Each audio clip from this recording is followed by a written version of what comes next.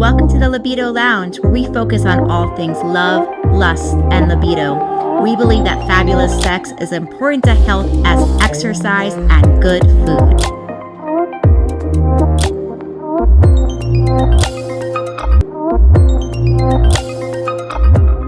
Hey, everybody. Welcome back to another episode on The Lounge. I'm your host, Dr. Diane, and I'm thrilled to introduce you to Tara and EJ Kerwin. They are relationship coaches. They are a married couple, and this particular couple knows so much about something we've talked about on the show before, which is desire discrepancy. What to do when you are in a relationship and your passion has maybe fallen to the wayside and one person has much more or less of a desire than another. So it's super common. It's something that I know I work with people all the time on, and I'm so excited to be introducing you to this couple today. So welcome to the show, you guys. Thank you for having us. It's cool to be here. It's so exciting to be here. And also, I love this topic because, again, we operate a couples counseling facility, and I would say 80% of our couples come in with intimacy navigation. But a big piece of that is that higher desire, lower desire partner, and how do we get them trying to be on the same page so that they can have a satisfying sexual relationship like for them. Absolutely. Absolutely. I like what you said too. I think that one of the first things in my mind to help people understand is like, this is normal. This is a common problem. This is not like a weird thing that is so uncommon that people don't have strategies for how to deal with this. So in going down this topic, can you just kind of maybe set the framework for if somebody maybe is like kind of say a step before this, like maybe they haven't even identified that there is, say, a desire discrepancy, but maybe they've just seen that their passion is kind of fallen to the wayside, or maybe it's creating some tension for them and their partner. What's kind of like the beginning opening conversation around libido and passion and this topic that you would say ask people to start with?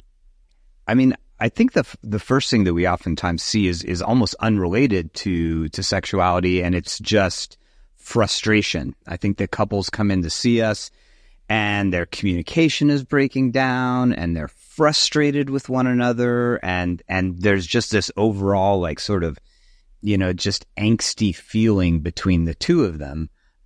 In the background is oftentimes the fact that their intimate life has gone offline, but because they don't have really a framework to talk about it and to talk about it, especially in a healthy way, they've just sort of pushed it aside and everything else has sort of become the main symptoms. And I would say, because kind of this model we developed is to really develop these healthy communication skills before we get to our intimacy piece, but we're always talking about intimacy throughout, our journey with couples. And usually what you hear is couples don't talk about their sex life. They just don't. It used to be good. And maybe now they have kids, or, they're going through like middle age and hormone stuff. But no one ever talked about it. There was just this expectation that it would still be okay. And so we really try to help build the communication skills first and the emotional safety first before really diving into each other's personal feel, because it's very vulnerable to talk about that. And trust me, we'll have couples come in and they're like, all we want to do is talk about why we're not having sex anymore. And we're like, well, we've got a whole model for this, because you can't just talk about it in that way without having understanding of certain skills you need to empathize with each other so you can have that compassionate conversation. Because at the end of the day, they both want the same thing.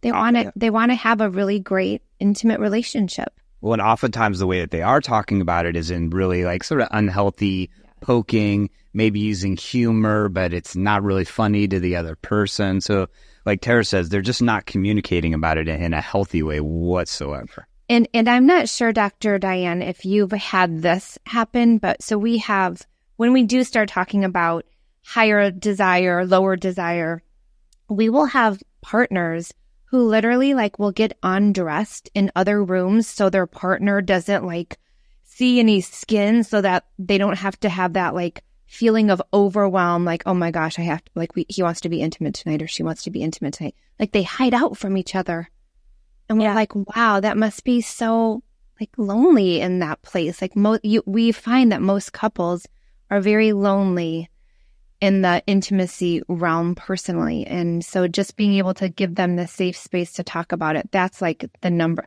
I know you said what's like the first point, just having that safe space where they can actually, you know, say what they need to say in a way that won't feel judged or criticized.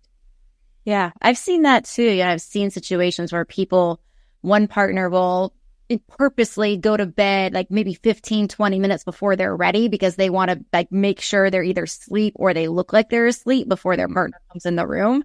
So similar types of things, right? Hiding. And I think you said is really important that I want to go back to, which is that fundamentally that oftentimes couples are, say, wanting the same thing. And I think about that when I think about desire mismatch. I often think about like, okay, well, what is the fundamental thing that partners want when it comes to desire? Well, probably breaks down on some levels to some things that overlap, like connection, love, care, and these feelings.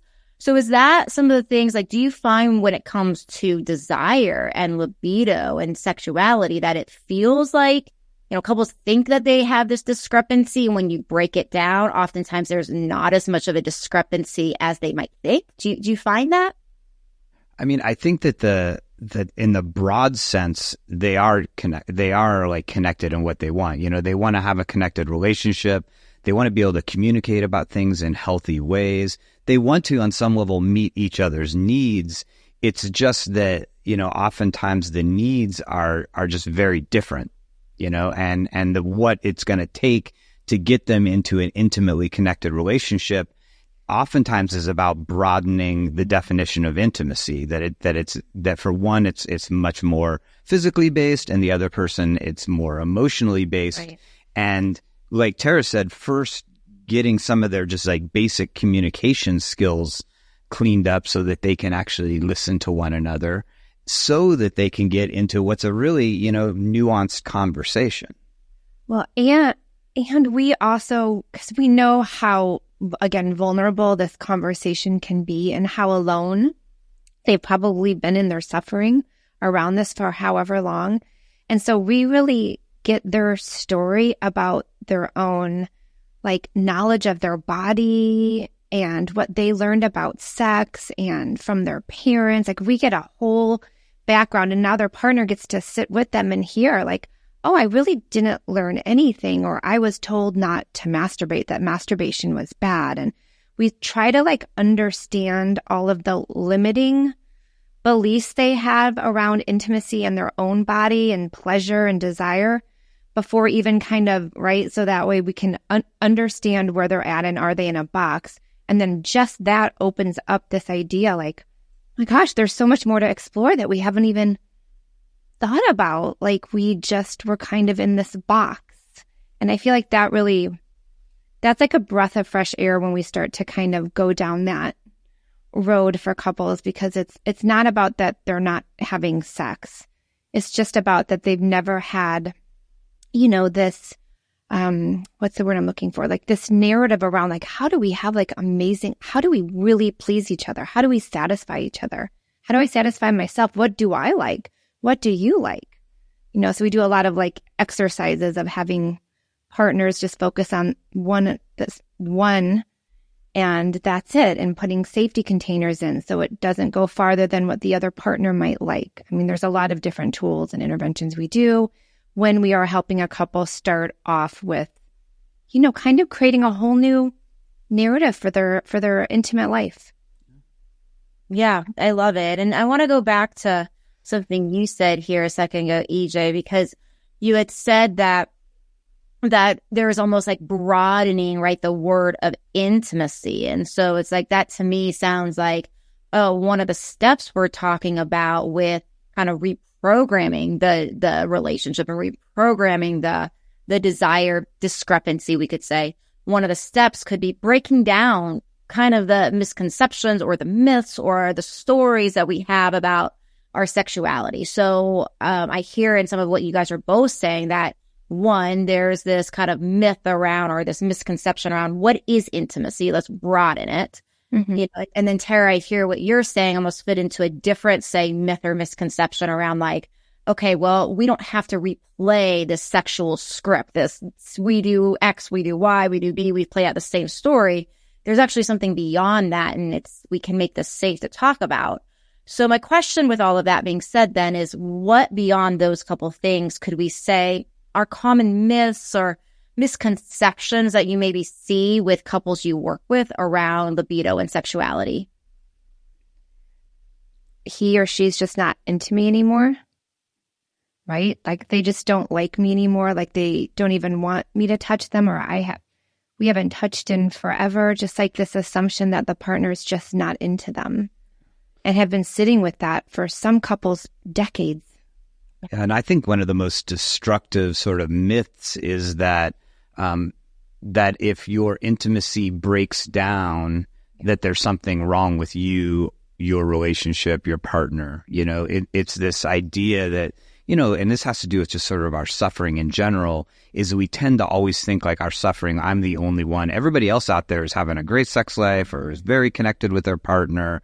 Because I see them at dinner parties and they seem like they're having a hell of a time, and that wow, we're just broken, you know, and just because we've seen so, you know, hundreds and hundreds of couples over the years, to us we understand the fact that yeah, it is absolutely not just normal, but almost guaranteed that at some point your intimate relationship with your partner is going to face some struggles.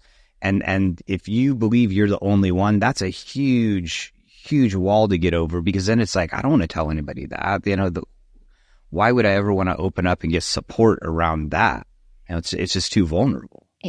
And I have to, like, one of the biggest ones, I'm like sitting here like, is, well, we have kids and kids kind of take priority. And so we've kind of both just put our intimate life in the background for now until the kids grow.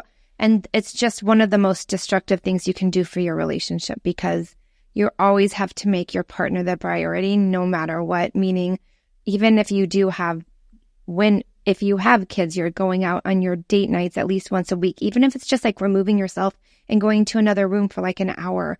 And so not cultivating that relationship with your partner because the idea is that the kids take priority. I feel like that's a big myth. Yeah, so starting to come back to putting the relationship as like, hey, this is the top priority, right? Beyond all else, and all the other things start falling into line from a standpoint of, if we can keep this strong, then we become the foundation stronger to address all these other things in life, right? Yeah.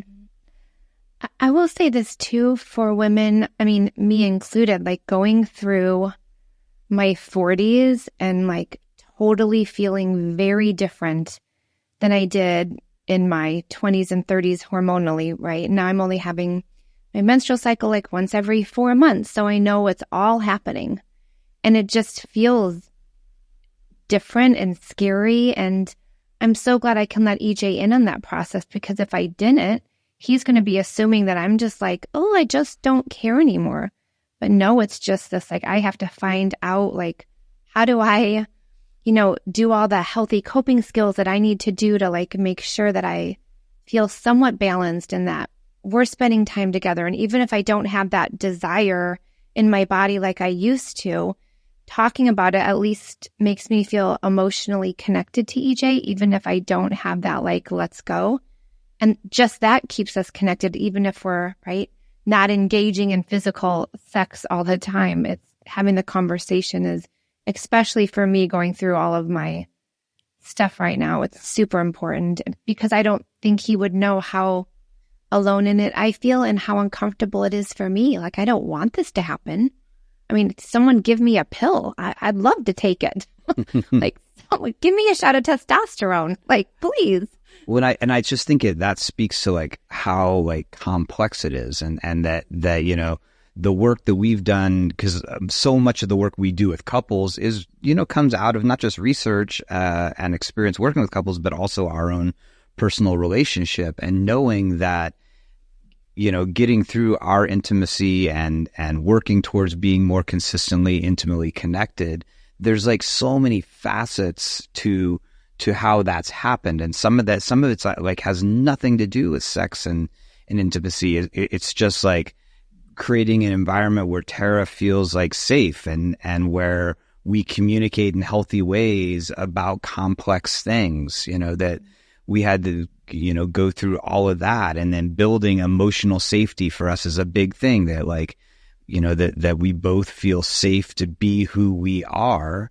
And then, and then there's all these layers of like, then Tara's got to find a way to talk to me about stuff that, in heterosexual relationships, there's no way. Like, I have zero idea. Like, I have so little knowledge, not just of like just the physiological stuff, but then her experience of it. Like what does it mean physically to go from a period every, 28, 30 days to every 90 days? Like, we have to have like a real solid base of communication where she can find a way to help me understand that, because if she's expecting me to just get that, it's impossible. And then we're going to be very separate in it. I'm going to have my own assumptions. Like she said, I'm going to think like of 100 other reasons that things are the way they are, other than the way that she's actually feeling. Well, and when I'm hearing you talk, like, and I see a lot of our couples that come in for couples counseling, it's just this feeling of powerlessness. Like, I'm powerless to this hormone. I wish I could inject into my eyeballs, like whatever I need to. I'm powerless to it. And if EJ and I didn't talk about it, he would feel powerless in his own way. Right. And now we're on like separate islands, like, maybe with a megaphone once in a while, like, hey, can you, but just separate. And so it's just trying to find the conversations to have so you can feel connected, because we truly believe emotional intimacy is very connected to physical intimacy. And we work with a lot of like couples on non-sexual affection, because there are, couples that come and it's like all they want is sex. Like, I don't have just hugs. One person within that couple most of the time wants that. And so we kind of, introduce the idea of like non-sexual affection, and maybe just kissing for the sake of kissing, but not going anywhere else, and just hand holding, when you're out at the store, when you can't just, get down and get naked. Little notes, just find ways to express love that make you feel connected. Yeah. Yeah. I like to say that foreplay is not the thing we do the 5 minutes before the big, right? It's like everything that happens in between. It's everything you're talking about. Like the little note, the hand holding, all of that is actually foreplay. And I think it's really, unfortunately, just kind of this thing that we toss to the backside around, like that's not important. And it's actually, I think, one of the most important things. So I want to wrap up with our time today, and then I'll tell people how to get a hold of you. But I want to wrap up with a final question, because with you guys, with like reading a little bit about your background and knowing that you guys have blended family, 4 kids, you work together. And I know like these are common things, right? Well, whether or not couples are working together or have the blended family, have kids or don't have kids, but there's so many different ways that you guys are integrated into your life. So my question for you, if you don't mind sharing something personal, is like, what sort of like couple strategies have you guys found with how much everything in your world is together, right? Your work, your kids, your entire life, right, is so blended. So what did you guys find as your top couple strategies to really make sure your relationship stays strong? Do you want to go first, or? Sure. I mean, we have to just be constantly connecting and talking, even if it feels like there's nothing to talk about, or if it's, just a matter of having a cup of coffee for like 4 minutes in the morning before the day launches. Like, to us, like that's the most important thing, and then I think for me personally, it's continuing to cultivate empathy for Tara, even if I'm not feeling that at all. And I think that's a big thing that couples struggle with, is that like sometimes when we do inevitably face a lot of like really difficult things, or we disagree, or we're feeling like disconnected, is just like in my head, just being like, this is the person I love. Even though I'm frustrated, I want to be as empathetic and caring as I can be, and that's like, because it's very easy to get caught into, in my, just speaking personally, into my own repetitive thought patterns that pull me away from her. And so it's like so important to figure out ways to keep my heart open, even in the times where I don't, when I want to like close it off, or I want to like avoid. Well, and can I just share? So like on Saturday night, we always try to have like, we don't get to go out much because we have kids and, you know, they're with us every weekend and we're like the sleepover house, right? So all of the kids are at our house. But like on Saturday night, we always have these like deck of couples cards, and these were like the intimacy version. So we sat outside, had a glass of wine, probably asked each other like 15 different questions. One had you like whispering in your partner's ear what you want to do. That it kind of like was some foreplay that maybe or maybe not we could get busy later, depending on how late the kids go to bed from the sleepover. But it was just like, there was no pressure. We were just exploring these questions. And if it happened later, great. If it didn't matter. We still had that hour outside by our pool, and it felt really nice. And I will say, the more that EJ and I communicate about anything and everything in a way that feels non-reactive, right? We're just, it's like organically happens that your desire increases, because instead of EJ getting defensive now because my sex drive is so low, he's like, what is that like for you, honey? Help me understand. And I get to say, like, what's it like for you to be really attracted to me? And like, you know, 7 out of 10 times, like my frisky scale is freaking -10. We get to ask each other those questions where before we didn't. And so just EJ being more open and less reactive, and then me feeling safer about expressing my vulnerable feelings around what I'm going through, like that has been like a game changer for us. And we have to model what we preach. So yeah, you have to do it all.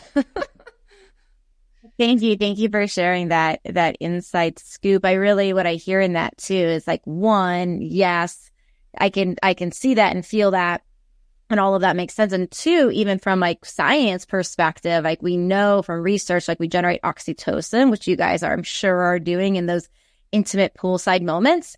And what's so interesting about oxytocin is we generate it, and then the body wants more of it and more of it and more of it. So what you're saying around like, oh, we do this and then it makes things stronger, we want more of that, and that could lead to something, but it doesn't. But it can actually even increase the desire, even in just that. So thank you both so much for spending time with me today. We're going to have everything about how to get in touch with you in the show notes. But I know you guys wanted to mention your relationship renovation at-home program, which I checked it out online. It looks super accessible, super thorough. It's tons of time. Can you tell us a little bit about that? And then we'll leave that in the show notes for everybody. Yeah, absolutely. I mean, we put it together because we had so much success at our in-office programs where we wanted people to be able to do it at home. And we know that people have a lot of challenges to getting to therapy sometimes. So it's a series of lessons. It has videos. It has like sort of behavioral prompts. If like you start the program and then 2 weeks have gone and you haven't logged in a while, or you get an email saying like, hey, it's important to make your relationship a priority. It has lessons that you work with your partner at home. And then we're really excited in the coming year, we're going to be adding a layer of coaching in with it as well. So, because a lot of couples get like, what do we do right here? And we're like, yeah, the video probably isn't enough. So more and more people are asking for coaching. So we have a team of therapists that are trained in our relationship renovation model. So we're going to be able to offer online coaching sessions to help couples get through the at-home for those who want it. Not everybody needs it. But yeah, we kind of took our in-office model and made it at home. And it's about four months, I would say, because we try to not do it all at once. Like you want to see change and generalize it. So it's about a 4 to 6 months, 6-month commitment. But it's really fun. And again, it's just like couples being curious about each other, trying to learn, because they come in, they're like, oh, we know everything about each other. We're like, really? Do you? And so really that was the aim. And a lot of people around the world have expressed how amazing it's been. So yeah, we're grateful for that. It's so great to hear. It's so great to hear. Well, thank you both so much for spending time with me today. Thank you, everybody, for listening. Again, we'll have all this information in the show notes, as well as how to get this at-home course off their website. And this is Dr. Diane, your libido doc, signing off, reminding you to always stay classy, always stay sexy, and always be a little badassy. See you next time. Thank you for listening to the Libido Lounge. Please don't keep me a secret. Please share this with your friends. You can find me on YouTube, on Instagram, as well as how to work with me at mylibidodoc.com.